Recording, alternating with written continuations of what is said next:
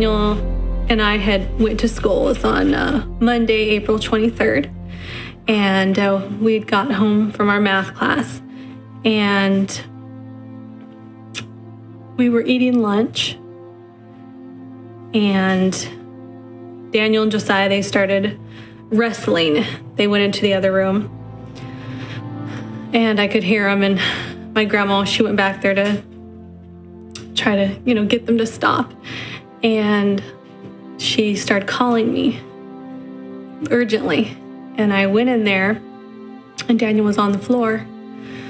And I thought that he was just playing around, because he was groaning on the floor. And I said, Daniel, stop faking. And I kind of nudged him with my foot. I said, stop faking, you're fine. And Grandma's like, I don't think he's fine. And he stopped groaning. And I pulled him back. And his face was purple. And I could tell he was gone. So I laid him back. And I ran and got the phone. Called 911. And I started talking to them. They asked what happened, and I told them what happened. I had just come home from school at Phoenix College, and it was around 11 or 12 o'clock in the day. And I got home, me and my sister, I was preparing my lunch, and I was chewing on some bread, and my brother was being disobedient to my grandmother, kind of back-talking, and so me as the oldest brother, I was trying to make him mind. And so we started wrestling, and I pinned him down on my mom's bed, and he kicked me in the chest. And since I was chewing on bread, I gulped it, and it went into my lung. And I set him on the ground and fell on top of him, had a major heart attack, and died. And I ran down the driveway, because we lived behind a house. It was at the base of a mountain, because people had a hard time finding the house since it was behind somebody. And so the lady's like, we're having a hard time finding you, but she said, you need to go back into the house to be with him. She said, so I can walk you through what to do. So I ran back in, and Grandma's like, I can't stay here any longer, she said, because it's just too hard.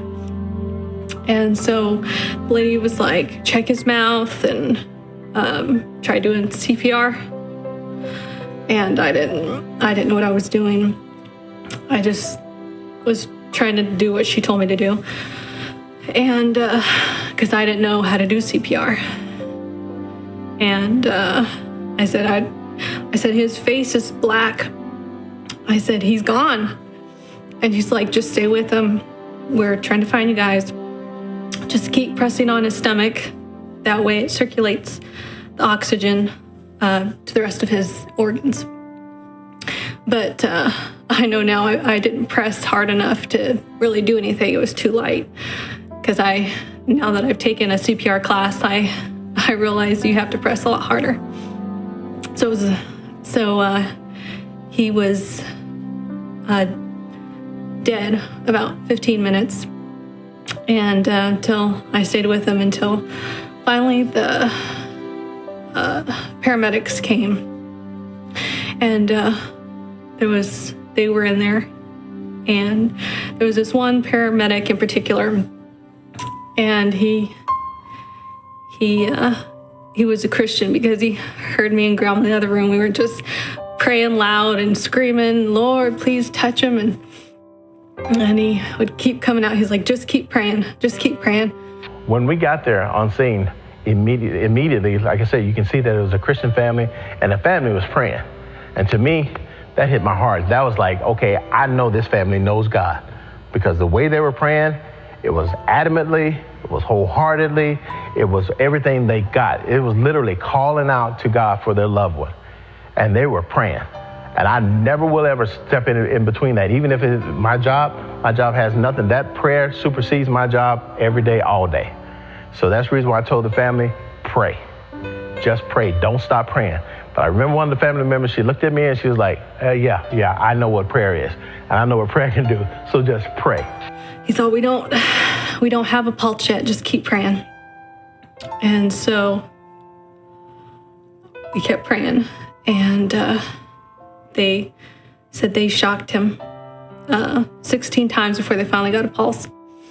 I remember once we got dispatched and once we got on scene, I remember seeing this large kid, 18 years old or so.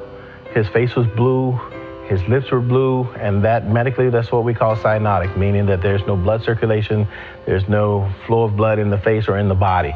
He wasn't breathing, he didn't have a heartbeat, he was motionless. He was, as we would call it, clinically dead. So that being said, I've seen this many of times. It's not always a good outcome.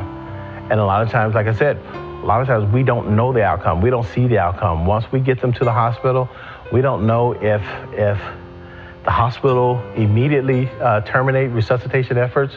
We don't know if they continue on. We don't know if the person becomes a vegetable. We don't know if the person actually lives and lives on to live a normal life. So we don't know that stuff. But I remember seeing Daniel on the scene, and it didn't look good for it. But again, like I said, I truly believe in the power of prayer, and I know for a fact that God works miracles and he can work all these things out. So seeing him the way he was, it didn't look good, but you got to trust and believe at all times. And that's what I wanted to encourage to the family. Never stop praying. The Bible says to never cease praying, never stop praying. So always pray, no matter what your situation is. If you have no other cause, no other way to fix it, call on God. You should call on him the first time instead of the second time, but call on God. And they wheeled him out of the house and into the ambulance. And we stayed at the house, and Mom met the ambulance down at the end of the driveway. I was in training for a job, and I had forgotten to turn my phone off. And it rang, and I seen it was my mom, and I knew she wouldn't call me unless she absolutely needed me, knowing that I was in training. So I went ahead and answered it, and she was pretty hysterical. And she said that Daniel was not doing good, and she didn't think he was going to make it. And I said, "What do you mean he's not going to make it?" "I don't know." She said, the paramedics are here, and he's purple, and I don't think he's going to make it. And my heart just stopped for a moment. It was like, oh, you feel it in the pit of your stomach. And so I told him, I said, I have to go. There's something wrong with my son. So I jumped in my car and took off, and I called Joel on the way to let him know to be praying and what had happened. And I said, I don't know what hospital they're going to be taking him to, but you need to, meet me there. I'll let you know as soon as I get there. So then I was calling. So I called my mom back because I wanted to know the progress, because the paramedics were still there working on him. And at that point, they hadn't gotten him. They didn't have a pulse yet. So before I got home, she told me they finally got a pulse. And so it was kind of a relief. But so I got there just as the ambulance was pulling out of the driveway. And I asked them if I could ride in the ambulance, and they said, no, just follow us. So I followed him all the way. And when I got there, I pulled in and I ran over to the ambulance. And when they pulled him off, he was still purple. His eyes were rolled up in his head, and they were bulging. And he looked like a dead person. And so they let me come in through the ambulance part, but they wouldn't let me go back in the room with him. They said, we got to work on him. We can't have you in there. Oh, and I just wanted to be with him, It's only normal. So one of the firemen, he told me, you can stay in this room right here. And he said, I'll come out in a few minutes and let you know what's going on. He said, I'll keep you posted. I said, okay. So of course I'm in there praying. I called Joel again and told him what was going on, and he was on his way to the hospital, and so was my sister Evelyn. And the fireman came back in a few minutes, and he said, I looked at him and I could tell by the look on his face it wasn't good. I said, he's bad, isn't he? I said, he's really bad. He said, I'm not going to lie to you, he is. It'll take a miracle. He's really bad. And he said, but you know what? No matter what they say to you, you just keep praying, because you never know what God can do. He said, that's what we do at our church. He said, we pray until there's no life left, because until the life's gone, God can do anything. And I just can't reiterate it enough how much change prayer can do. And so just to pray. And I let her know, don't stop praying. Don't give up on him. Just pray. And trust God. You got to trust and believe. It's a difference between praying and just saying some words and then praying and then actually believing what you're praying, what your prayer is. You have to actually believe what you're praying.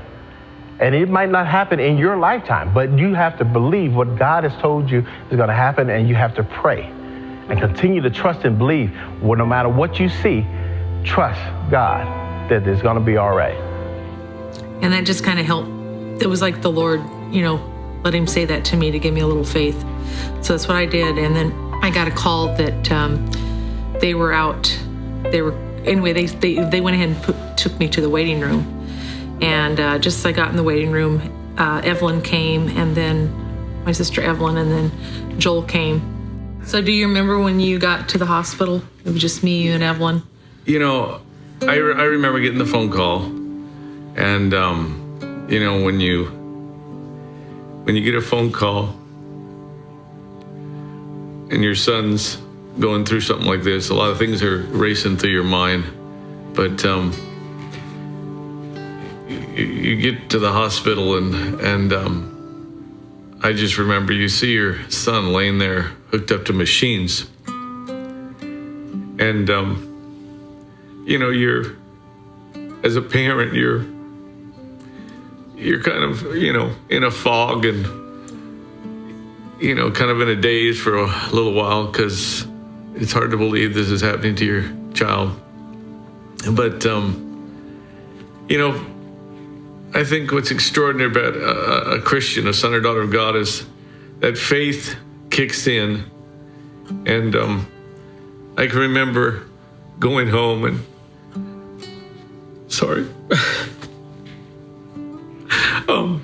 calling all the pastors that I knew, and everyone that I knew in Arizona and out of the States. And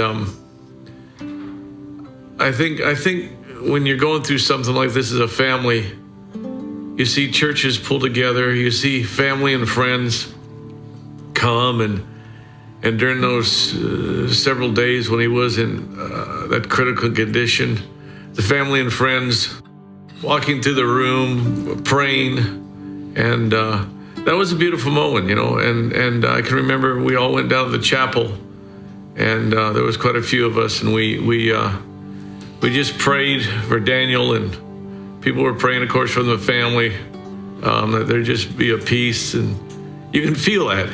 Yeah. You can just feel that people are praying for you. There's just a peace and a presence there. I remember going into the ER where they brought him first, and he was laying on a bed of ice, and he was just shaking all over, and his body was purple, and it's a shock. When we went back into the emergency room that he was in, they had all his clothes stripped off of him with just a little cloth over him, and they had him on an ice blanket, and they were spraying him down with a spray bottle with ice water to try to preserve his organs. And he still looks so bad. Like I said, his eyes were still rolled up in his head, and they were bulging, and he just looked really bad. And I was like in shock, So then they took him, they put him into trauma ICU. And his accident happened on a Monday afternoon, about 1 o'clock. And I can't even remember I don't remember if I stayed at the hospital or not. I don't think I did. Because they gave me medication because I wasn't taking it too well. And I went home and slept. And then I came back the next day. Crystal and Fernando stayed with him, his friend from New Mexico. They stayed with him the first night. And then I came back on Tuesday, and when I came that morning, the neurosurgeon, the head of the neurology department, Dr. Russell Walker, she told me that he was brain dead. He was like a vegetable. And they had done an MRI on his brain, and it was there was nothing left of it.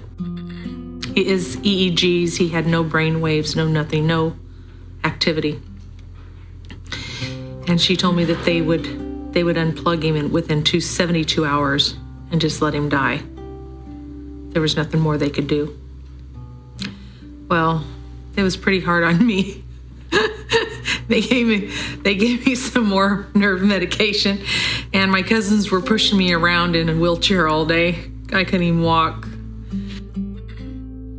And I went home again that night, and Crystal stayed, and that wouldn't be like me to leave my kid, but I was just that distraught. And I remember waking up Wednesday morning, and I started praying. I'm like, God, I really don't think it's his time yet. But I know if it is, he's ready to go. But just do a miracle today. So when I got to the hospital, Crystal told me, she said, Mom, Daniel's been responding. I said, what do you mean? She said, I asked him some questions. He's shaking his head yes and no. I said, really? She said, yeah. So I went up to the head of the bed and I said, Daniel, Mama's here. And he turns his head and he turns his head right at me and opens his eyes. And at that moment, I was just like, oh, wow. A miracle.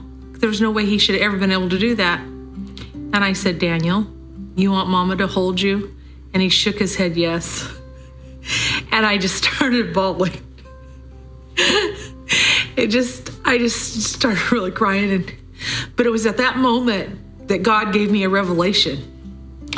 It was like a revelation he gave me that Daniel was going to be all right. No matter what happened, I didn't know how long it was going to take, but I knew that he was going to be okay, because there's no way that he should have recovered at all from that, because I knew enough from having somewhat of a medical background that your brain cells don't reproduce. Once your brain's dead, it's dead. My mom and Aunt Claudia came in, and they were standing at the head of bed talking to him, and the doctor came in with his entourage of interns. There's about 8 of them. And so I said, well, what's the plan? He said, well, the plan is, like Dr. Walker said, we're going to unplug him on Thursday and let him die. And I said, but he's responding. He said, oh, not like, he just reflexes or something. And my mom said, are you sure? The doctor was going on about he's going to cut him off, and that there was no hope for him, and he wasn't going to get our hope up at all. And I said, should you be talking like that around him? He might would hear. He said, oh no, he's gone. He's not even there. And I said, well, doctor, we believe in miracles, and this is going to be a miracle. And from that time on, I knew it was going to be all right. And the Lord just gave me faith after that, so I could have confidence that we was going to keep him. And all the family had gone. Was it that day? The day before, they all went through and prayed for him. Before? Yeah. The day before, all my family, all the Lovell family, and my sister Claudia and all her family, and then the church people, and everybody had went through there. They said there was over 100, I think, that went through there and prayed for him. So, you know, we knew the Lord was here, and so we're just so thankful that he's still with us. Because he was a special person. Anyway, he said, well, if you can't handle it, he said, we could put him on feeding tubes and stuff and put him in a nursing home. And then but he'd be dead within 2 weeks from infections and blind. And I'm just like, okay, whatever. But it was like, it didn't faze me because I already knew God just gave me that revelation. I knew he was going to be fine. So he walked out, his little entourage. Well, Daniel was in the side, in one of the corner rooms. So there were 3 sides of the walls were all glass, so you could see through it. So I went up to the head of the bed and I was asking him, Daniel, are you cold? And he was shaking his head, no. And I was asking different questions. He was shaking his head, responding to me. And the doctor seen me talking to him. So he came back in there. He said, well, maybe I'd at least examine him. See, he wasn't even going to examine him because he was brain dead. There was nothing more to examine the first time around. So he rubbed Daniel's chest, and Daniel threw his hands off, and he did something with his feet, and Daniel kicked at him. And when he threw his hands off, the doctor's eyes, they got really big. And then when he kicked his hand, he's like, he didn't even know how to respond. He was like, well, I guess, we didn't expect this. Well, he walked out of the room. He was gone for at least a couple of minutes because it was like he was in such shock. And when he came back in, he said, well, I guess the next step is to get him off of life support, but that will take 3 to 5 days. And we said, okay. He said, so we'll start working on that. I said, okay. So I stayed with him about another half an hour, and then none of us had eaten. It was lunchtime. So he was dozing off to sleep. So I told Crystal, we're going to go ahead and go get something to eat, and we'll be back. We'll just leave him here. I let the nurses know we'd be back. So we all left him, and because he had went to sleep, and we went down for lunch. And when we came back up, the security at the doors, they said, you can't go back there yet. They're working on him. Well, my heart just kind of like, what? But they said, no, it's nothing bad. They said to wait for a few minutes. So I'm sitting there. About 10 minutes later, security said to go ahead and go back. Well, the door's open. And as I'm going through those double door, here comes one of the nurses and that same doctor, and they're just grinning from ear to ear. And they said, he's already off life support. He's breathing on his own. He said, we asked him what his name was, and he said, Daniel Jensen. And they were so emotional. They were like, they just couldn't believe it. They had never, all the nurses there said they had never seen that. And from that point on, they called him the Miracle Boy. The whole time he was in there, he was known as a Miracle Boy, and they knew him all over the hospital. So that was on a Wednesday. The day before, he had had a major heart attack when he died. And the day before on Tuesday, his kidneys were failing. So on Wednesday, after he woke up, they did some testing on his heart. They could find no heart damage. The bread that was in his lung had disappeared, and his kidney function was normal. So that was just overnight. So he was so that whole day, he was, he talked normal, but that he still went in and out of those, he would act normal for a little bit, and then he would kind of start acting weird. So they were trying to give him a breathing treatment before they knew that the bread was out. And of course, he had choked, so he didn't want anything to do with anything on his face. His brain still knew what had happened. So he was kicking at him stuff. So they got me to calm him down. And he said, Mom, tell him I know karate, and I'm going to kick him real hard. He didn't know karate, but it was just kind of funny. We had a lot of our funny moments too. I remember one time when he was in, I forget which floor it was, when he was doing the recovery, and he all of a sudden sat up in bed, And he's like, I'm Jasper, Texas. And we're like, what are you talking about? He's like, I'm Jasper, Texas, and I'm for justice, and I'm going to make people obey the law. I said, Daniel, just lay down and go back to sleep. So he would sometimes talk out of his head and have us laughing because you never know what he was going to say.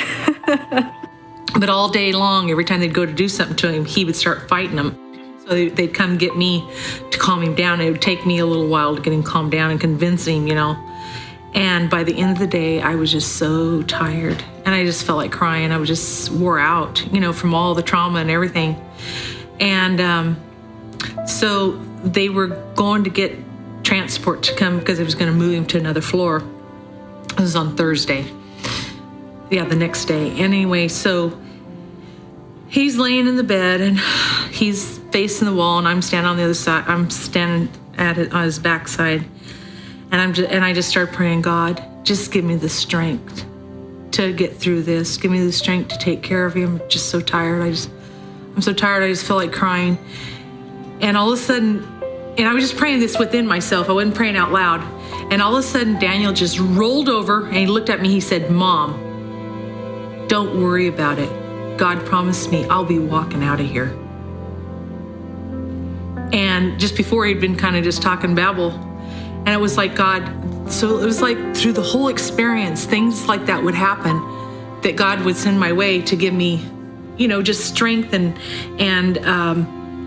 you know, just encouragement. You know, one of the most emotional times was I was at work, and she called me, and Daniel had woken up. Not that he hadn't woken up before, but he had woken up. When his mind actually totally cleared, and he quit going into the state of, you know, not knowing what he was doing. He just, one morning, he just woke up and his mind was just clear. Yeah. And he acted normal. And she called me, and I can remember I was at work, and I just felt the presence of God, and just started crying. And I told the people that I was working for, I gotta go. I gotta go. My son's woken up, and that was a really beautiful time for both of us, because my wife would go through a lot more over the next few months, but there's just certain times like that where the people praying, the family and friends coming together, and just, you know, even when you're going through hard times, you always have people around you, if you'll just reach out, that'll come and pray and put their arm around you, and you know that's important. Yeah. You know. So they moved him to the neuro floor, and he was there for. He went up there Thursday night, and he was there until the next Friday morning. And it was during that time that he told us about heaven. We were telling him, Daniel, do you see all the, Evelyn, my sister, was with me. Do you see all the flowers everybody sent you? Do you see all those? He said, oh yeah, tell him I said thank you. He said, but you know what? There's nothing like the flowers up there. I said, what?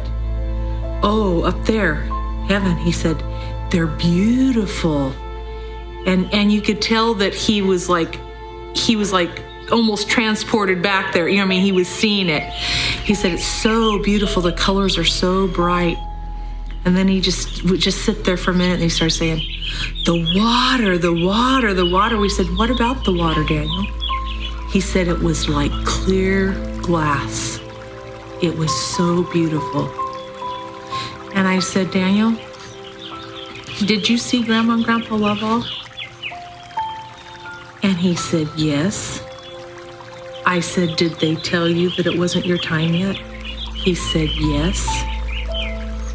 And then he sat there a minute and he said, I saw her, I saw Grandma. We said, Grandma Lovell? He said, no, Grandma Rainwater, which is his great grandmother that was full-blooded Native American Indian. And then he said, and I saw Jesus too. And then it was like, then he was, I don't know if he went to sleep or whatever, but then he just didn't talk about it no more.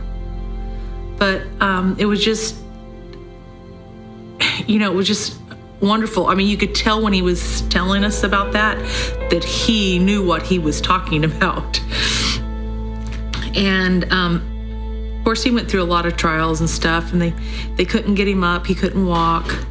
So when they moved him into rehab in the hospital, if he wasn't starting to get better, they were going to have to put a feeding tube in him, a surgical one. And they were thinking about even putting him in a nursing home for a while unless he woke up good and was kind of more normal. And so we just kept praying that God would do that. He did. And so when they first came in to see if he could swallow, they took the feeding the tube out. They were like, did you see that? He swallowed. They couldn't believe he swallowed on the first try, He can drink out of a straw and he can swallow. It was like a big, huge, thing for us, And so he's been saying he wanted some chocolate ice cream or something. So I had him bring him some chocolate pudding. So I gave him a bite of the chocolate pudding and he goes, and he spits it all over me. And then he just laughs. Like, he thought it was hilarious. I'm like, Daniel, that's not very nice. So he kind of almost went back like a little kid. But every day you could see him progressing towards, his right age. But it took a while.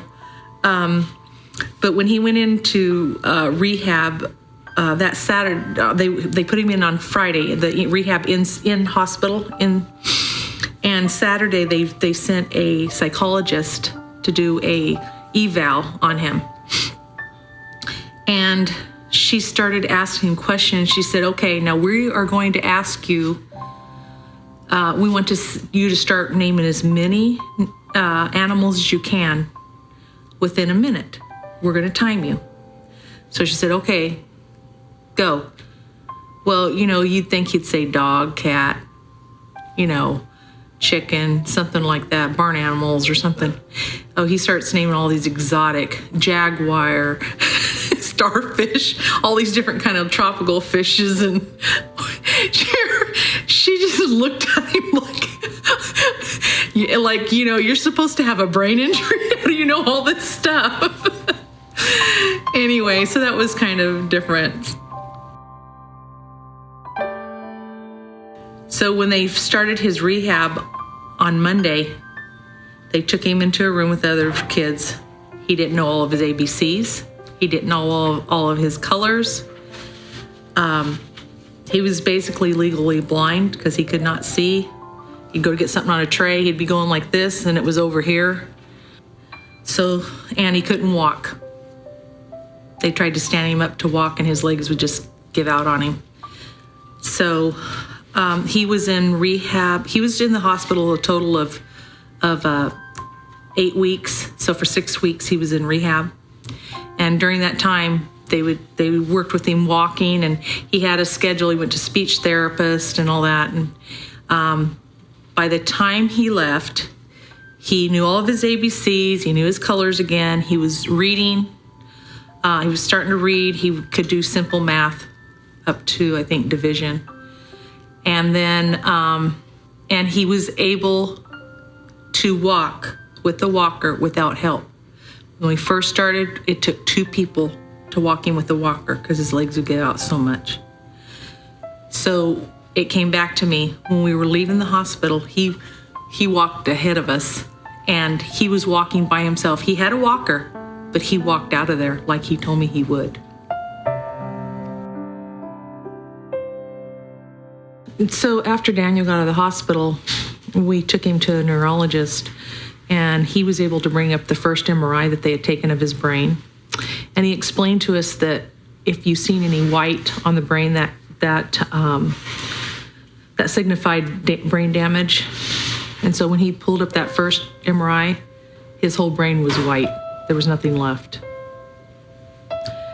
And then the second MRI, the neurologist, when she'd come to me on that Tuesday and told me he was brain dead, she had told me, she said, it would take a very long time to see any change on an MRI.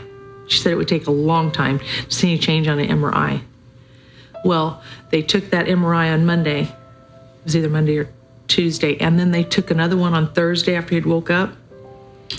And the MRI had went from totally white to just a couple of spots at the back, which they said a lot of people who have strokes have that. So his whole brain had cleared up except for a couple of spots. And he, like I said, he was like legally blind. Well, by that November, his vision was back to 20/20. And then he had another MRI of his brain in 2013 by a neurologist. And they said, we can't even tell you've ever had a brain injury. And then he just recently had one because of this job, because he had a brain injury. He just had one the end of April 2017. And they said it was the same, that they couldn't tell he had ever had a brain injury. So that don't happen. Your brain don't heal like that. And the one thing I didn't mention was when he would start getting agitated in the hospital, we would start singing to him. This is the first couple of weeks where he'd kind of come and go. We would start singing to him, and he would start singing with us, and he could remember all the words and verses. We would not know some of the verses to the songs, and he'd start singing them. He'd know all the words. And the first Sunday he was in there, all of a sudden he started singing by himself. He started singing Amazing Grace. And he cried, and he was raising his hands up. And he sung that song for 2 hours solid and cried. And he just sung it over and over. And the Spirit of the Lord was in that room like you would not believe. And Joel came up at the hospital, and Brother Israel was with him. And he was still singing that song, but you could feel the Spirit of the Lord there. So from there, he went to outpatient rehab. He was there, till December of that year. They got out on June 11th. He was in there from April 23rd to June 11th.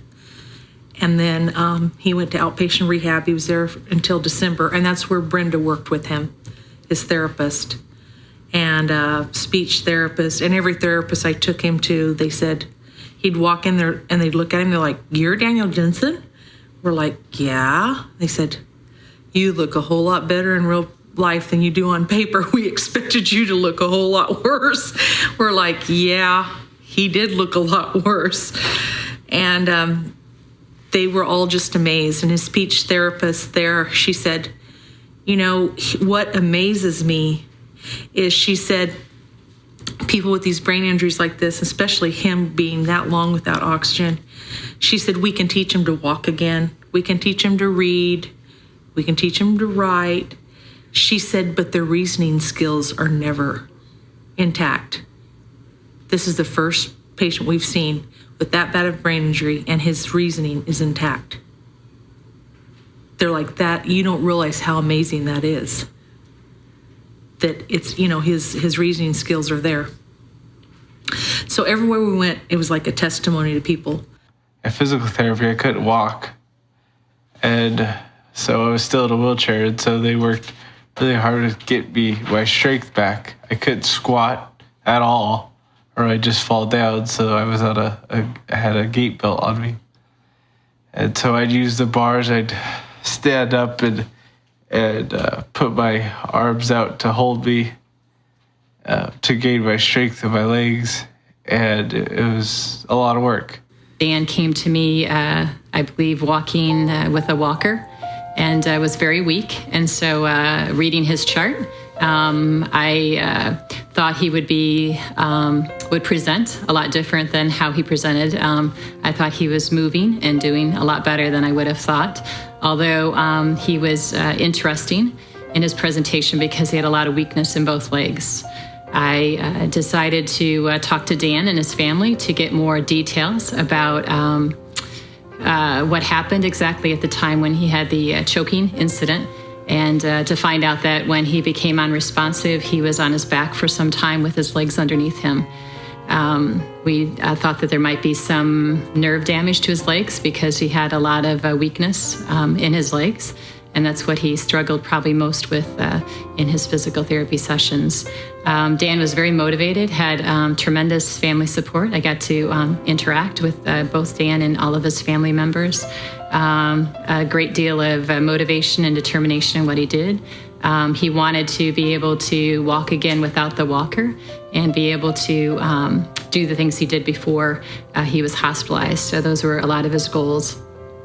We worked on a lot of strengthening, and then a little bit of balance, and just being able to regain his strength to be able to walk without the walker. We also, at one point, because his legs were really weak and they would buckle unexpectedly, he was a fall risk, and so we worked on getting down on the floor or the ground as well. This was very difficult for Dan because of the weakness in his legs, but he was determined to be able to do it, and worked really hard to be able to get himself up from the floor. I was also able to see Dan, I would say maybe just 1 or 2 other times in the 10 years since I worked with him, stop by to tell me how well he was doing in school and in life in general, and very proud and honored to be able to work with him and his family. I thought he had a great outcome, and he's doing well. A few months later, in August, I got married, and it was amazing that he walked down, was able to walk down. We knew God was, really doing things in his life, and we could see him moving, doing quickly. But I really didn't expect him to be able to walk down my wedding. That was just pretty quick. And he was able to walk down the wedding, and that was just a proud moment for all of us. Her wedding was August 11th, and he had gotten out of the hospital June 11th. So he had 2 months to be able to walk without a walker, and his legs were still pretty weak, and he couldn't stand for too long with nothing hanging on to nothing, without his legs just the muscles weren't strong enough, he would just collapse. They worked really hard with him because they knew what his goal was, so they worked to try to get him so he'd be able to do that, because they all really liked him. And so he was able to walk down the aisle without a walker, and he stood up there for 45 minutes without sitting down, not collapsing, which was a miracle right there, because he had never been able to do that before. So it was like, God could give him a little reward too, it's like, I would go a day in, a day out of really pushing myself, trying to get the strength back to where I could walk. And so, when I was able to do that, I was able to walk down the wedding, Crystal's wedding, and be able to stand there for 45 minutes. And before that was impossible. And then from there, he was just kind of on our own for a couple months, and then he went into CTN, which is the Center for Transitional Neuro Rehabilitation. So they start, and it's amazing the things they can do with them. And he just kept improving. And he had never gotten his GED because I had homeschooled. He had already started college, but you can't graduate from college unless you have your GED. So he had planned on taking it that summer, but of course he had his accident. So they worked with him. They said they'd work with him to get his GED. But even knowing that the Lord was with us, I still didn't feel he would probably pass it on the first time around. But they worked with him, and he did pass every single section of it the first time around and actually got pretty decent scores, above average scores. So he did really well. I was going through the program, and towards the end of the program, I told him I was getting a lot better and I was ready to go back to college. And I told him, I said, I want to go back to college. And he said, we don't believe you're able to do trigonometry or higher levels of math. You're not capable of it. I go, yes, I am. God told me in the hospital he was going to restore me back to 100%. And I'm going back to college. And no, you're not. And so I went online and got all my classes together. I enrolled, and I went to them and said, hey, look, I said, because we would have meetings, just me and them and my counselor. I would say, hey, look, I want to go back to college. I just want to try it for a semester. If I don't do well, then I'll stop and I'll follow your guys' plan, because they wanted me to go to a skills center. And I go, I think I could do this. Just let me try. And so we kept going back and forth. No, you're not. Yes, I am. And so finally they kicked me out of the program because I would do what they wanted me to. So I started college, back to college in spring of 2009 in January. And I was very nervous, very, very scared, but I still had a peace and a hope that God was going to get me through this, because even though I still had that a little bit of doubt there, I knew I was pretty positive I could do this. And so for the first 3 semesters, I only took 2 classes because I wasn't ready to go anymore. And so after the 4th semester, I was able to take full load classes, and the first 3 semesters I passed them all with all A's. And I had my old math teacher again, and so it was a real struggle going through the math classes, because since they had told me you'll never be able to do higher levels of math, that always was a wall in my way that I had to break through. And once I was able to do I finished college algebra, with all A's in my math classes. The next semester was trigonometry, and I didn't have to take it in my course study. I didn't have to take it for my program, but I took it just because the psychologist said you can't do it. I had to prove to myself that I could do it and pass. And so my math teacher knew that, and so he taught it special just for me, so I could take it, because he knew that since people had told me I couldn't, that he wanted to help me. I would work hours and hours on my math homework trying to get the concepts, because trigonometry was more of a challenge to me. And I looked at it as a challenge because even though it was hard, I knew I had to keep pushing myself, because in order to break that barrier, I had to pass. When I finished that semester and I got all A's, me and my mom went back to that psychologist, and I held up my paper and I said, I got my A. He tried to get us out of there as quickly as possible. God had done something, because he really shouldn't have been able to do it. When he was being mean, really, he really shouldn't have been able to do that. But God just kept healing him. And it was like a process. And Daniel would say to me, Mom, why do you think God didn't heal me all at once? I said, because, you know what? For one thing, you have been a testimony everywhere you go. It's been stepping stones. You've moved from one place to the next. And every single place you've went, you have been a testimony. And I said, with you going through this, it'll make you appreciate it more. God would have healed you instantaneously. You wouldn't have thought about it.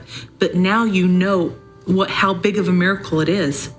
All the progress, all the steps is a miracle. Just to be able to, because he couldn't even reach up and crack, because he would couldn't control it. So he could actually reach up and rub his eye or feed himself, or, then he could brush his teeth and comb his hair and go to the bathroom by himself. I mean, it was all steps. It was all miracles. He shouldn't have been able to do any of that. And it's just, it's just amazing what God did for him. I was so proud of him when he graduated from college. He did his goal, and God did what he said he was going to do. And so I finished, especially on the spring of 2013, I could see a light at the end of the tunnel of finishing my degree.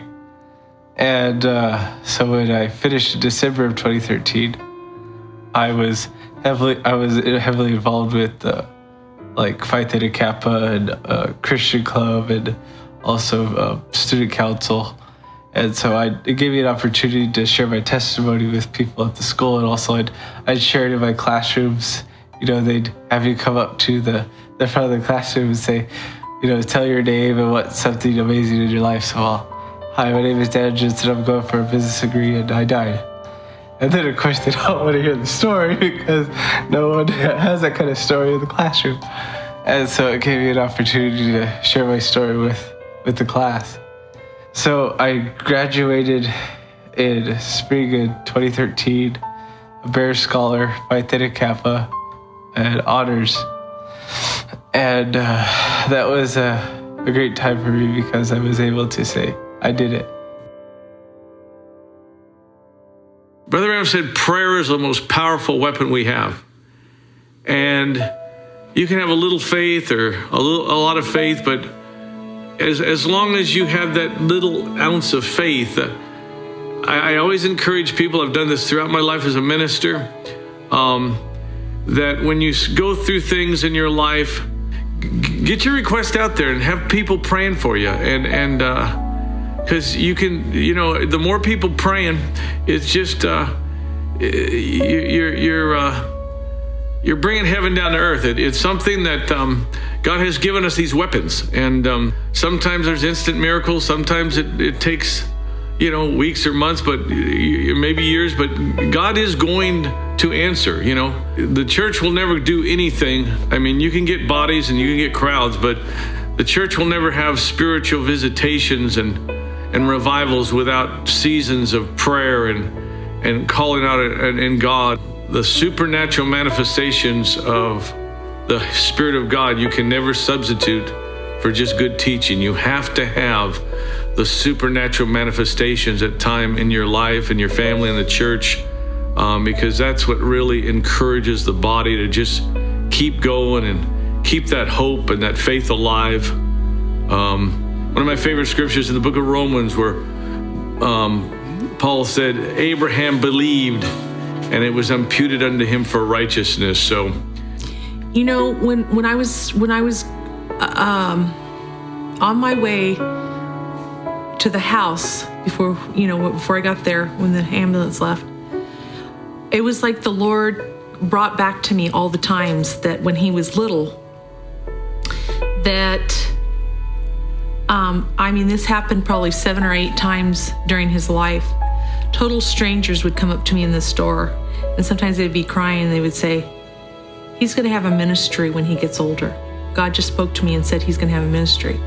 And, one time, maybe 2 times, but, 7, 8 times. And so I was like, God, I really don't think it's his time yet, because, all those people came and said that he was going to have a ministry, God was going to use him. But you know what? If you want to take him, he's ready to go. I don't want him to go, but I don't think you're done with him yet.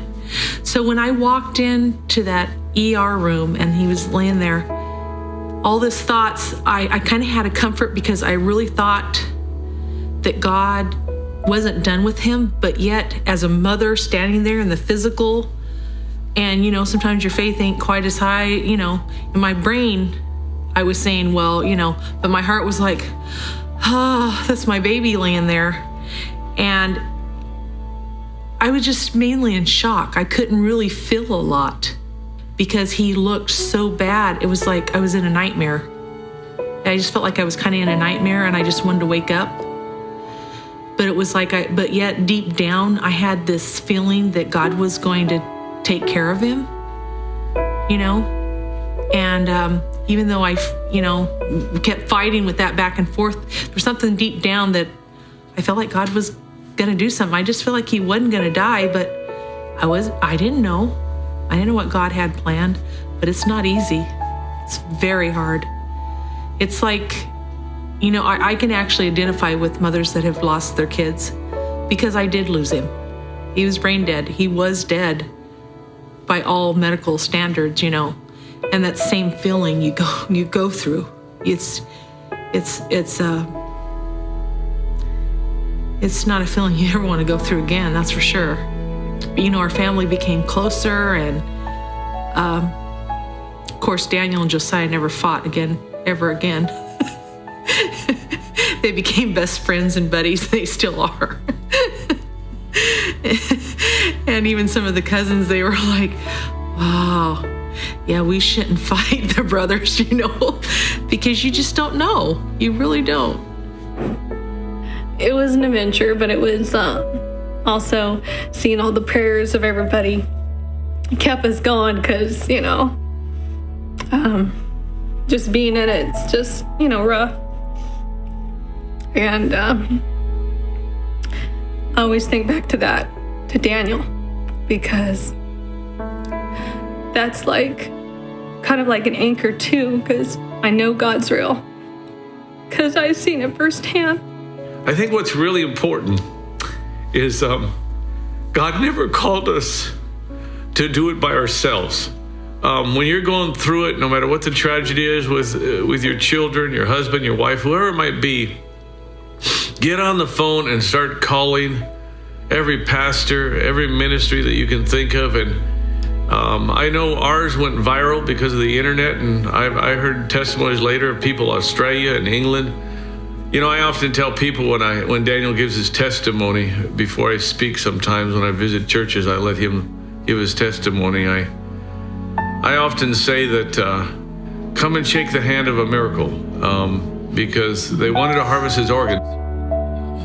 And now he's standing before you as a living witness of the testimony of the resurrection of Jesus Christ. And shake his hand. Our family went through this for a purpose, and it's to share it with others. I love it when Daniel shares it in the pulpit before I speak many times, and I wouldn't want to go through it again. No.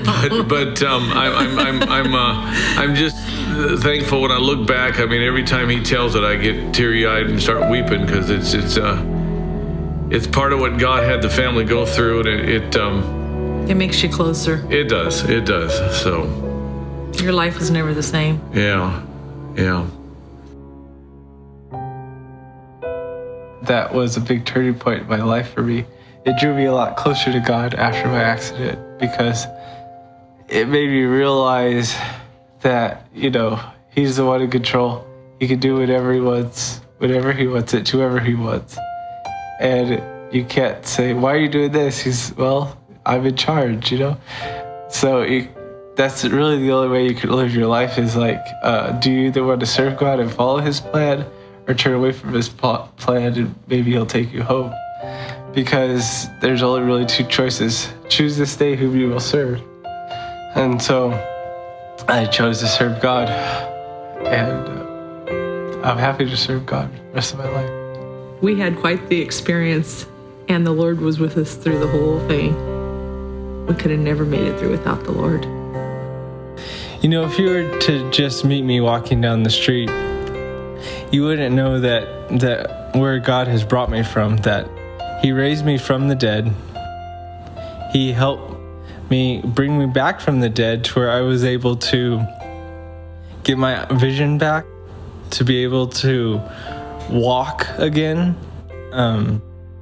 to be able to comprehend complicated math problems, to getting my degree in college, which he helped me tremendously on that, to be able to drive again, and to be able to get a job and do exceptionally well at it, and then also to get married. He's helped me all the way through, and I'm just so thankful he's helped me, because I couldn't have done it without him.